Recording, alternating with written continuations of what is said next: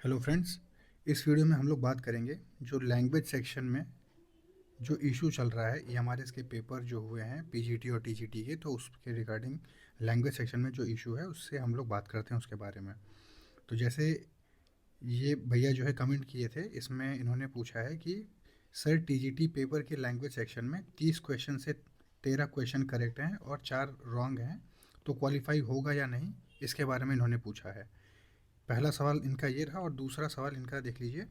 Sir notification में put together लिखा है, बट कल बुकलेट में प्रत्येक लैंग्वेज में 40% लिखा हुआ था। ठीक है, तो इन दोनों क्वेश्चन को हम लोग डिस्कस करते हैं। ठीक है, तो देखिए पहली बात तो ये है कि आपका 14 तारीख को पेपर था, पहले शिफ्ट है ना, ये 14 तारीख को पीजीटी का भी था और टीजीटी का भी था।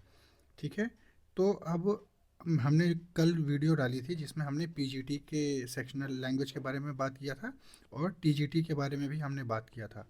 ठीक है, उसमें और मतलब वो आप चाहें तो वो वीडियो देख लीजिए। अब यहाँ पे जो स्पेसिफिक इशू है हम लोग उस पर ही बात करते हैं। ठीक है, जो इनका क्वेश्चन है, अब देखिए ये जो पीजीटी का जो पेपर था उसके क्वेश्चन बुकलेट में क्या लिखा था कि language competency parts are qualifying in nature.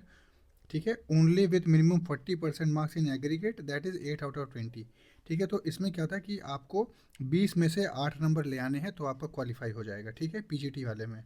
और इसमें जो मतलब क्वालिफाइंग था, part 1 to 5 of the candidate will not be evaluated if he और she fails to attain qualifying marks.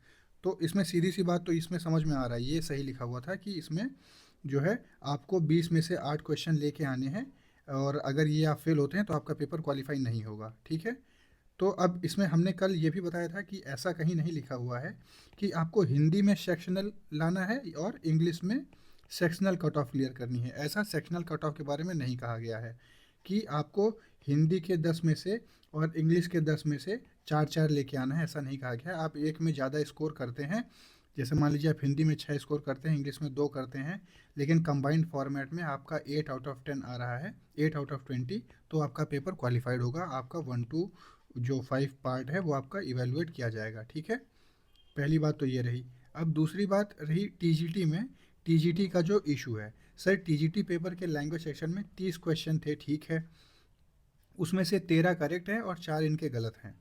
अब इनके प्रॉब्लम ये है कि जैसे उसमें आप नोटिफिकेशन देखिए, उसमें क्या लिखा हुआ था कि अगर 30 में से आप 12 लाते हैं तो आपका पेपर क्वालिफाई होगा। ठीक है, जो सेक्शनल वाला है पार्ट 6, और अगर ये क्वालिफाई होगा तभी आपका पार्ट 1 to पार्ट 5 चेक होगा, अदरवाइज़ नहीं चेक होगा। अब जो ये भैया का जो पेपर है इन्होंने जब दिया ये, तो इनका ये रहा कि 30 में से इनके 13 क्वेश्चन सही है। मतलब चाहिए कितने, चाहिए 12/30, है ना, और इनके सही हैं इनके सही हैं 13/30। ठीक है, 13/30 सही है।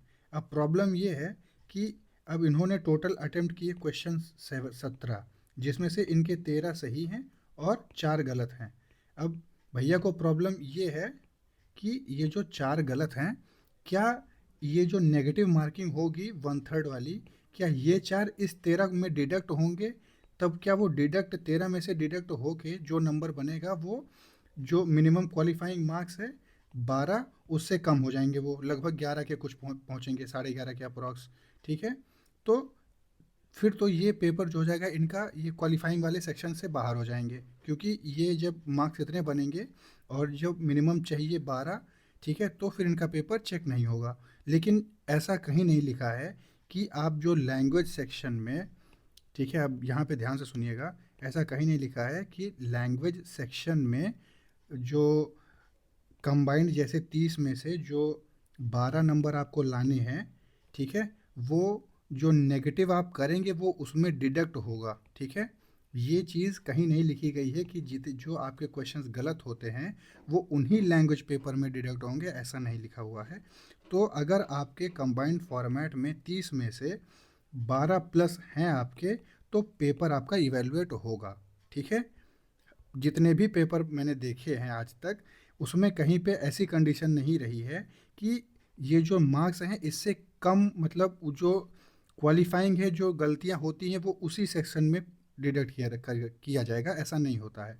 जो आपकी गलतियां होती हैं, जो नेगेटिव मार्क्स होते हैं, वो आपके ओवरऑल स्कोर में से उसको डिडक्ट किया जाता है, ठीक है। तो जो आपका ओवरऑल स्कोर बनेगा इन 6 पार्टों को मिला के, ठीक है, जब आपका ये क्वालिफाई हो रहा होगा सेक्शनल वाइज, सॉरी, क्वालिफाई हो रहा होगा, ये जो कंडीशन इनकी दी गई है 12/30, ठीक, ठीक है, अगर ये आपको क्वालिफाई हो रहा होगा तो आपका पेपर ज़रूर चेक होगा, ठीक है।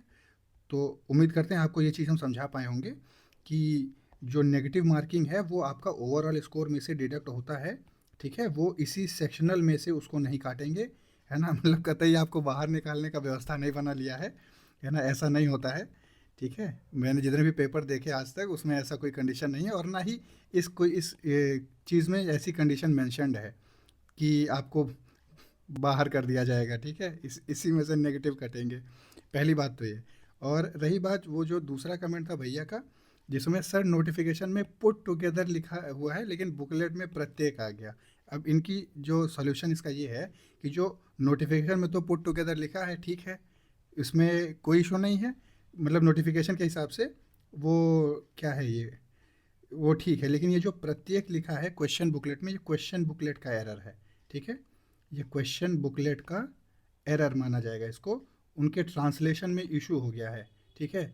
तो अब आप कहोगे तो सर इससे तो ये हो सकता है कि मतलब ये माने ना माने, ये तो मतलब एम्बिगस आंसर है। तो ऐसा देखिए, जब नोटिफिकेशन पब्लिश हो जाती है, जब नोटिफिकेशन पब्लिश कर दी जाती है तो इसके जो भी टर्म्स एंड कंडीशंस लिखे होते हैं सिर्फ इसी का ही माना जाता है, ठीक है। इसके उसके बाद अगर इसमें कोई चेंजेस होते हैं तो मैटर कोर्ट में जाने के पूरी चांसेस होते हैं, ठीक है। क्योंकि अगर प्रत्येक करना था तो आपको नोटिफिकेशन में मेंशन करना चाहिए, ठीक है। अभी तो इसको, ये जो प्रत्येक वाला है इसको आप EMRS का एरर मानिए, कि मतलब प्रिंटिंग एरर मानिए, और EMRS जो होगा वो इसको रेक्टिफाई कर देगा, ठीक है। तो उतना ये मतलब परेशान होने की ज़रूरत नहीं है, ठीक है। वो जो, क्योंकि देखिए पहले वाले पेपर में इन्होंने तो सही मेंशन किया ना, पहले वाले में जो लिया इन्होंने PGT वाले में, उसमें क्लियरली मेंशन्ड है, ठीक है। तो जो TGT में जो इशू है वो मतलब EMRS का वो रेक्टिफाई कर देगा, वो प्रत्येक वाला, वो खाली ट्रांसलेशन एक एरर है। तो उम्मीद करते हैं कि आपको ये जो चीज़, जो डाउट है वो हम क्लियर कर दिए होंगे, ठीक है। तो और भी अगर कोई इशू है इसके रिगार्डिंग, जो ना मतलब कोई क्वेश्चन बचा हो, तो आप कमेंट करिए, उसका आंसर हम देंगे आपको प्रॉपरली, ठीक है। Thank you very much.